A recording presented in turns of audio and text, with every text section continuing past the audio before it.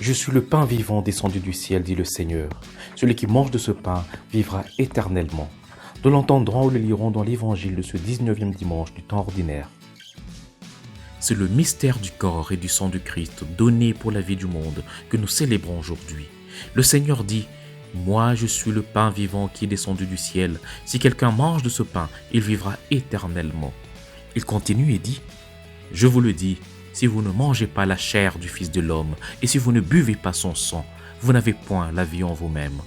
Car ma chair est vraiment une nourriture et mon sang est vraiment une boisson. » Ce sont des paroles très dures à accepter, pas seulement pour les contemporains de Jésus qui avaient réagi à ces paroles en disant « Mais comment peut-il donner sa chair à manger ?»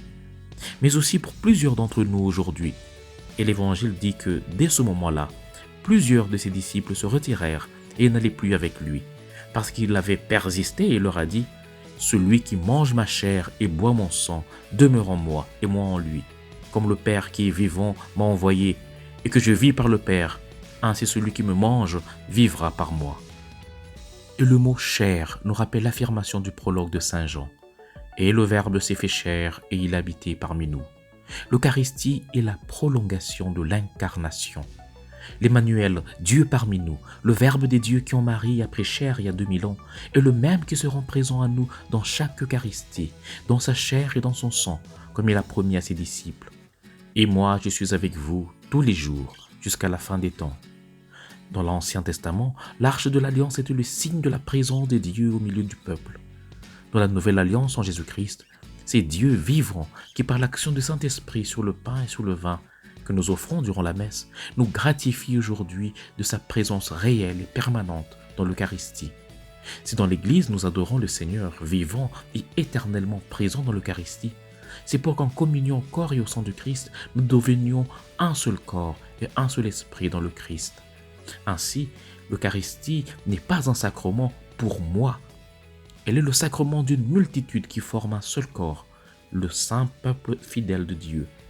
Saint Paul l'a rappelé aux Corinthiens quand il disait « Puisqu'il y a un seul pain, la multitude que nous sommes est un seul corps, car nous avons tous part à un seul pain. » L'Eucharistie est le sacrement de l'unité. Celui qui la reçoit ne peut être qu'un artisan de l'unité parce qu'il naît en lui, dans son ADN spirituel, la construction de l'unité. Une question que je peux me poser, surtout si je suis de ceux-là qui ont la grâce de communier régulièrement au corps et au sang de Christ, serait de me demander sincèrement en quoi la communion au corps et au sang de Christ me change-t-elle? En quoi me convertit-elle pour devenir chaque jour plus généreux, plus aimable, plus serviable? Et si en toute sincérité, je sens que malgré mes fréquentes communions que j'ai peut-être réduit à une simple routine, je reste le même ou deviens chaque jour pire, ça veut dire nuisible, envieux, jaloux, paresseux, orgueilleux, égoïste, luxurieux, je dois me rappeler ces paroles de Saint Paul aux Corinthiens. Celui qui aura mangé le pain ou bu à la coupe du Seigneur d'une manière indigne devra répondre du corps et du sang du Seigneur. On doit donc s'examiner soi-même avant de manger de ce pain et de boire à cette coupe. Celui qui mange et qui boit, mange et boit son propre jugement s'il ne discerne pas le corps du Seigneur. Prions. Seigneur Jésus, pain de vie, tu es venu nous aimer et nous apprendre à aimer. Que ta parole, qui est notre pain, assouvisse toutes nos faims. Amen. Et que le Seigneur vous bénisse et vous garde. Au nom du Père et du Fils et du Saint-Esprit. Amen. Bon dimanche chez vous.